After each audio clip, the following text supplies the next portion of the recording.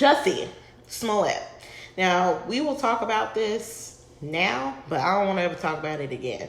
I know the trial is coming up and everything, and this is the only time on this show that I will be mentioning this situation, because frankly, I'm exhausted. So, Jussie Smollett was indicted recently on 6 counts of disorderly conduct for faking a hate crime. You remember when that happened? Yeah. I don't like this topic. I don't. I don't want to really engage in this, but I'm going to. I'm going to engage because it's my job to engage people. So Nightshade will participate because it's my job. I'm sick of this. I'm sick of Chicago. No disrespect to the city of Chicago. I'm sick of the government officials and the corrupt police system up there. You know, shout out to Chi-Town as a people. But it's crazy. It is ridiculous what the government and the law enforcement agencies of that particular city are just capable of, and the bounds and limits they're willing to surpass, and the rules they're willing to break, and the laws they're willing to break, just because their pride and their feelings were hurt. Because this is all that this is about. And if anybody has any other information that can definitely counter what I'm saying, please let us know on the comments. Go to our Twitter. At Lancashade, was it at Lancashade? Mm-hmm. At Lancashade Review. Yeah, right. And we'll put it at the bottom of this thing. But hit us up on Twitter as well about this, because my thing is this. Somebody explain to me how in God's green earth you have a situation, whether it was real or not, he was the charges on him was dismissed, correct? So all the original charges were dropped due to lack of evidence. But now apparently Cook County has ruled that the case was mishandled by Kim Fox, the original prosecutor. Mm-hmm. A special prosecutor has been brought in to investigate the situation, and a grand jury has decided that there is now enough evidence to reopen the case and charge Smollett. Still bull crap. Still. Whatever. It's still bull crap. It's ridiculous, man. I mean, you didn't have enough the first time, and now you're gonna pull a special prosecutor, somebody you find that's basically a headhunter. That's what you bring into the table, a headhunter, to basically make an example of him of something that you couldn't originally get him on. How can you? What are the charges? What are the charges? I don't have the charges in front of me, but here's my thing. If indeed he lied about it and the attack wasn't real and he made it all up and he planned it or whatever, the worst done happened. He done lost his career. His career has been ruined. His credibility has been ruined. Leave the man alone. But also, this was a victimless crime. Besides Jussie himself, who else was hurt or harmed in this instance? Exactly. All the punitive damage that occurred through this whole situation happened to Jussie Smollett. Now, I can see if this instance here snowballed into something that caused physical or mental pain to someone else, right, unintentionally. Right. Now, I'm not saying that I'm not saying whether he's guilty or innocent, and I'm not saying whether it was okay for him to have possibly done this. And I'm saying possibly because, again, we don't know. We don't have enough information to know what actually happened. And apparently the courts don't have enough information to prove that he did anything. So what's next? Continue. Sorry. So despite all of this, he has maintained his innocence, and his lawyers feel that this is a politically motivated move because Kim Fox is up for re-election. Now that sounds more like what's really going on here. So this is supposed to help her election? No, I think this is supposed to harm her election, because she was the original prosecutor in the case and she dropped all the charges because there wasn't enough evidence. So now they're going after him again to say that she was negligent in doing her job. And I think this is really politically motivated. I honestly believe it's apparent, yes. And I've heard, across other, other outlets that a lot of people do think this is politically motivated, and this is a way to get Kim Foxx out of office, which it very well may be. Here's my problem with this. He said he was attacked. He went to the police. The police made a report. There have been several instances where the police have been called on people who haven't done anything wrong, and the people who actually called the police, nothing has happened to them. Like, they weren't brought up on any charges, they weren't harassed, or they were harassed. I mean, you have Barbecue Becky, you've got Bodega Becky, and there's a few others who I can't remember. I'm laughing, but it's not funny, man. That have also, called the police and made false claims. I think and nothing happened to them. Okay, first off, isn't that like a crime to do like? It's supposed to be, but maybe it's only a crime for certain people. Apparently, that's what I mean, yeah. Cause what was it? Bodega Becky was the one about the little boy that brushed up against her, book bag brushed up against her. She thought he touched her or something. Mm-hmm. See, that's crazy. Like, that whole altercation alone traumatized the little boy. And in the same breath, I mean, nothing happened to her. She wasn't. Yeah, okay. I think she might have lost her job over it. Okay, but so what? She can have another. I mean, she'll probably get. I'm sure she's fine. Right. But she probably got another job, and she probably got a GoFundMe, because that's typically what happens in these situations. These people lose their jobs, and then some sympathizers start a GoFundMe and like raise money for them, and then they're good. And let me be clear. Here's my thing. I'm not asking for the woman to be crucified or sent to jail or nothing like that. I'm not no judge, jury, or executioner or anything like that. My only thing is accountability. You hear what I'm saying? Accountability, and people understanding that they just can't do what the hell they want to do because they feel some type of way, or they are racist or a bigot. Those individuals need to be held accountable, okay? And if anything, find they behind. You know what I'm saying? I'm going to tell you something. You hit somebody's pockets, that'll wake them up real quick, fast, in a hurry. Sometimes getting hit in your pocket is a little bit worse than going to jail, depending on the circumstance. You understand? So, I mean, something needs to happen to these folks, because it's just a continuous thing. And people and these type of individuals feel that they can just do that and it's okay, and they're the ones harassing the individuals that they're calling the police about. I mean, it's happened to other famous people, like Kev on Stage, who's like a very popular comedian on social media. We love Kev on Stage. He had a similar problem about his building, where he was doing work in his building, and someone kept calling the police on them because they said they were being too loud. And the police, thankfully, came in and looked around, and they were like, "Nothing's happening here." And they kept coming back, and they were like, "We're sorry, we keep having to do this, but somebody keeps calling." Right. And eventually, they moved out. Right. And so that cost the landlord money, and so the landlord tried to apologize to them and everything.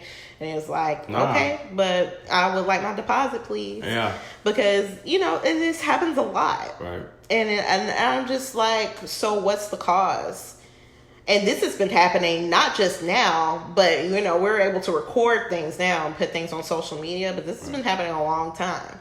So when I think of things like this, Emmitt Till comes to mind. Mm-hmm. Because it's been proven now that the lady that he said winked at or whistled at didn't even happen. Right. It didn't happen. She lied. She fabricated it. Yeah. She fabricated it. And she was able to live her life and die. I think she maybe died like a year or two ago. Right. But she came clean about it being, I don't know how long ago she came clean about it. I think it was like just 2 years ago. But Emmitt Till's been dead for almost 65 years. And she just now came clean and said, I was lying. Yeah, so the lady was able to live her entire life. And Emmitt Till, who died as a young man, a child. I think he was 15. He was still a child, not much older than my kid. And couldn't get married and have kids and grandkids of his own. And his mother lost her son because this woman lied. But she was able to live her entire life. Yeah. So I just think it's interesting that Jussie, who has harmed no one died as a result of what he said or did, whether it be true or false, is getting all of this, having all of this these legal issues. Right. And other people have lied about much worse, right, and were able to live their lives unscathed. That's all I'm going to say. Right. You said a mouthful. I mean, There's nothing really else to really say about that. But I am going to piggyback off this. Going into our next topic is the lynching becomes a federal crime 65 years after Emmitt Till's murder. A little bit of history. So the bill or the law is called the Emmitt Till Anti-Lynching Act. It's named after the race murder, obviously, of Emmitt Till. The only good thing that came from his death was that it created the spark that set ablaze the civil rights movement. This young man's death was basically the straw that broke the camel's back for, the black community and just running civil rights altogether. I feel some type of way about this. I mean, it's good that it happened. Don't get me wrong. But what's really upsetting is the fact that it's just now happening.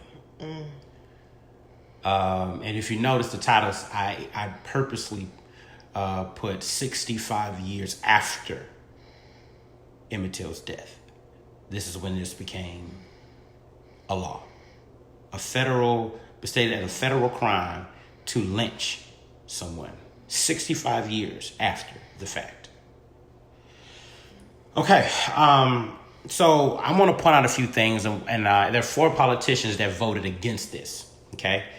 Yes, 4 politicians actually voted against this. A gentleman by the name of Ted Yoho, he was a Republican from Florida. Louis Gohmert, right? Oh, get ready! All these areas are I'm familiar with all these areas, and the last one is really surprising, honestly. But Louis Gohmert is a Republican from Texas. Thomas Massie is a Republican from Kentucky, and Justin Amish is an independent from the state of Michigan, which is kind of surprising. Not to me. Yeah. I figured to say that because you know a heck of a lot more about the ins and outs of these political parties and stuff. I mean, independent is an interesting word, right? To digress a little bit, because you have your independents that lean right, and then your independents that lean left. That's true. Because Bernie Sanders is considered independent, but he's obviously a very left-leaning person. And then you have Mr. Amash, who to me, what I've read about him, seems to be right-leaning. Right. Or definitely moderate, which I don't think that's like real either. And a lot of the independents, a lot of their ideology, their political ideologies can be considered radical. So it's you get in where you fit in, I'm gonna move forward. So those are the 4 individuals that voted against it. What's even more interesting that I found out was that 16 of the members within the Senate or whatever didn't vote at all. 16 members did not vote at all. Had nothing to say about it at all. 16. But regardless of that, the law was passed with a 410-4 vote. So obviously the masses were on one accord with making this happen, which is good. Good thing. I want to, what we're going to do now is going to poke on some things and really point out what a lot of these gentlemen were saying in regards to why they chose to vote against it. So you got Thomas Massie, and he says, the Constitution specifies only a handful of federal crimes can leaves the rest to individual state to prosecute. Okay. In addition, this bill expands current federal hate crime laws. A crime is a crime, and all victims deserve equal justice. Adding enhanced penalties for hate tends to endanger the liberties such as freedom of speech. So lynching is freedom of speech? I'm trying to figure out what does freedom of speech have to do with a hate crime? What does that have to do with a hate crime, sir? I want to know how he connected the dots and then the mental gymnastics to get from lynching. You just say mental gymnastics to freedom of speech. Because to my knowledge, what lynching is when you take someone, usually someone of a different color than you, which is a black person, and usually lynching occurs when a white person or a large group of white people take a black person or a person of color or someone that they don't like. Now, sometimes it could be like someone of a different race or someone of a different sexuality. If you grew up in the 90s, y'all remember what happened to Matthew Shepard. But, and they kill them in a very brutal fashion. So, is lynching freedom of speech now? Because you missed me with that one. I need more of a better explanation for that. It gets better, people. It gets better. Ted Yoho, he says, the bill today is an overreach of the federal government and encroaches on the principles of federalism. Hate crimes fall under the jurisdiction of the state, which has led to 46 states producing various hate crime statutes. In my home state of Florida. Okay, so you can stop right there because we all know what Florida is about. In my home state of Florida, these crimes are already state government jurisdiction and are punishable up to death. That's all fine and dandy, sir. But in my eyes, the state has failed miserably because men are still getting hung from trees. Yes, from trees. Okay? There's still lynching happening in the United States of America in the 21st century. Okay? It's still happening. So the state is obviously not doing what it's supposed to do. And obviously they're not afraid of being punished by death because they're still doing it.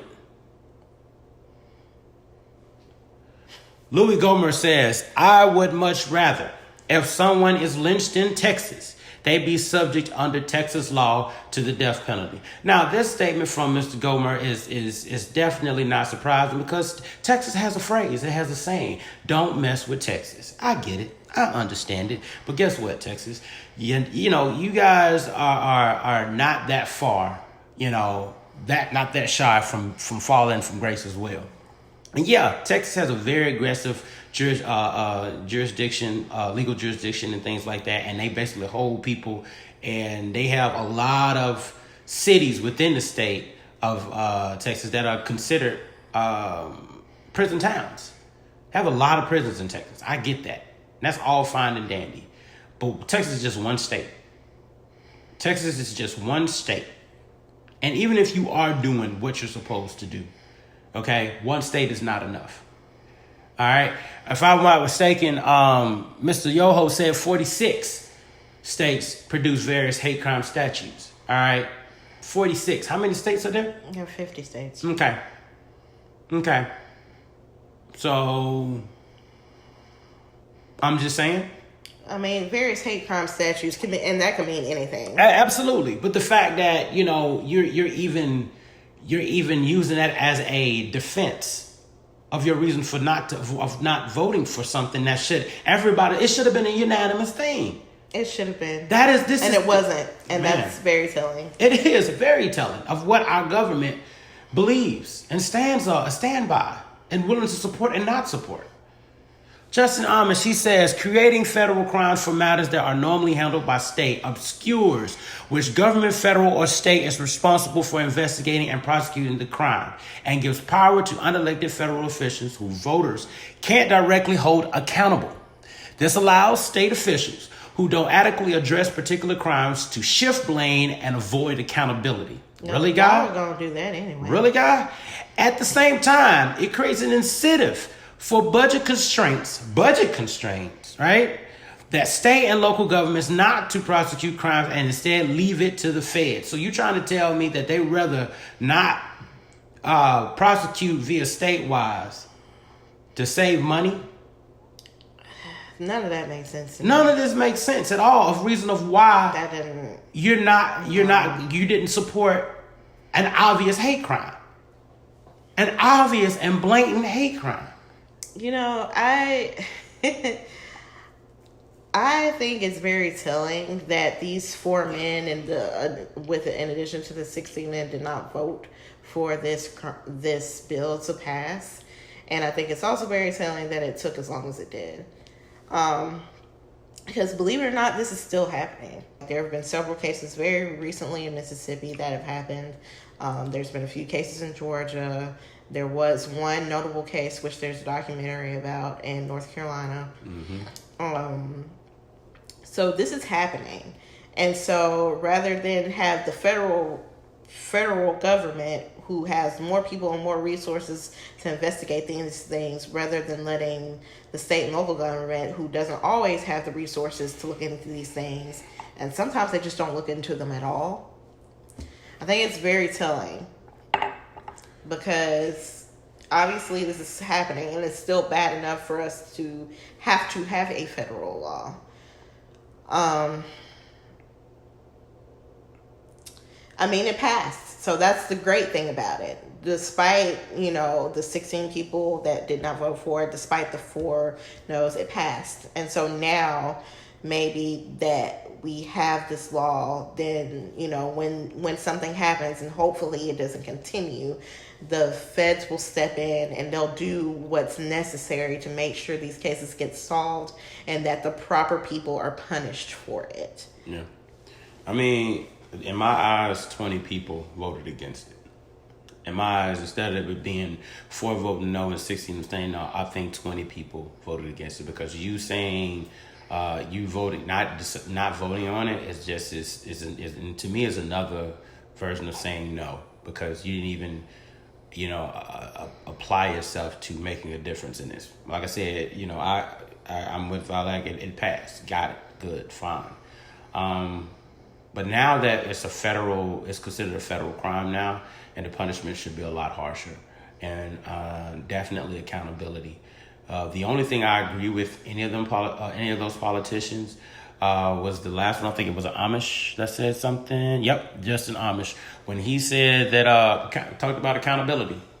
I'm speaking on accountability in regards to those criminals, the terrorists, the racists, the bigots of the world that seek to kill those that are different from them. Those are the ones that need to be held accountable. Okay? It's just a shame that it took this long. However, we in the end, we had individuals like Nancy Pelosi. She has, from the floor after it was passed, she spoke this in quoting. She said, "This legislation will not erase the stain of lynching and racist violence, but it will help shine the light of the truth on the injustices of the past so that we can heal our nation and build a better, safer future for all of our children." Beautiful words, and I truly, hope that she, along with her counterparts, are willing to stand by that, because it's needed. All of our episodes have an interconnecting theme. And that is, we always going to speak on injustice. We're always going to speak on inequality, because it is a thing. Whether people want to admit to it or not, things are getting better, but that does not excuse or eliminate or dismiss history. History is there for a reason, and we definitely do not want it to repeat itself. If you don't think that this is a big deal, then if you have the chance, I would implore you to go and look at the lynching memorial in the state of Alabama.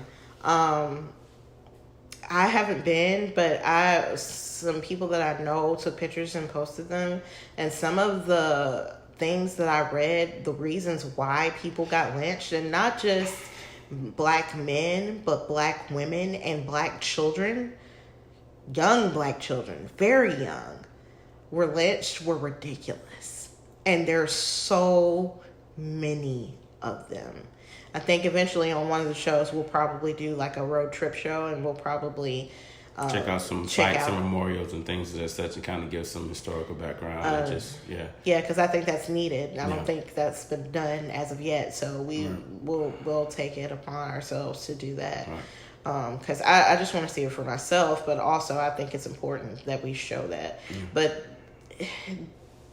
it's just so frustrating that it's hard to make words to, you know what I'm saying, to really express it. It's hard to express, because there were literally have been hundreds of our people that were killed for literally just being black. Mm-hmm. And we're not talking about 200 years ago during slavery. We're talking about 50 years ago. Right. when our parents and grandparents were still alive. Right. When our grandparents and grandparents, parents and grandparents lived and they're still alive now to tell stories. Right. Those that are, blessed enough to still be alive, right? I don't even know if that's a blessing to be still alive nowadays, right? I don't know. I had to second guess that one. I don't know when all this is going on.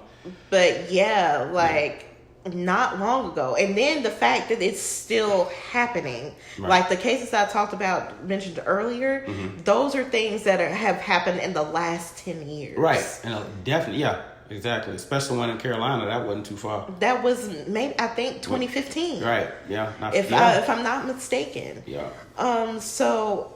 I don't forget, there was some stuff in Alabama too, guys. That's some lynching that happened in Alabama. I mean, the lynching memorial is here. Most of the lynchings in the memorial happened here. Right.